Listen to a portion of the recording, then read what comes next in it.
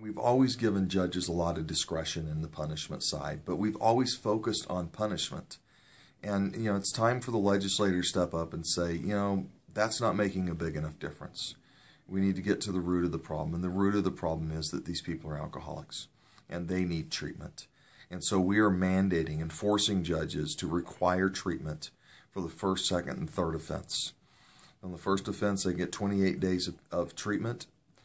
They'll go through a screening process, and the judge will determine whether or not they need inpatient or outpatient treatment.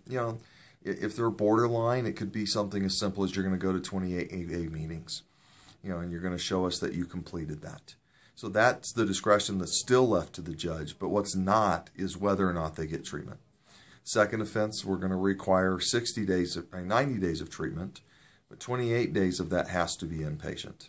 And then on a third offense, we're going to require that they get 90 days of inpatient treatment. So in the end, if you get 3 offenses, you're getting 118 days of inpatient treatment and a total of 210 days or 218 days of treatment.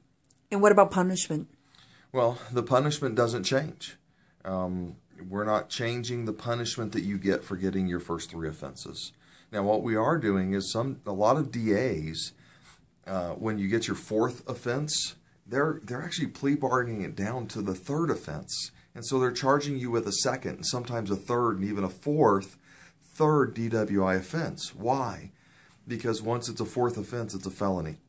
And so to keep people from getting a felony conviction, which is what the legislature demands, they're letting them off. It's time to quit letting them off. Once they get that 4th offense, it's a felony, and it needs to be. The other thing is if you drive after your license has been revoked for a DUI, we're changing it from 7 days in mandatory jail time to 30. And how are you going to pay? How are you going to pay for the treatment? Do people pay for their own treatment?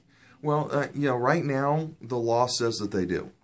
However, to make sure that this treatment happens, we're going to take the money from the liquor excise tax like it was intended when it was passed by our state, and we're going to put it into this program.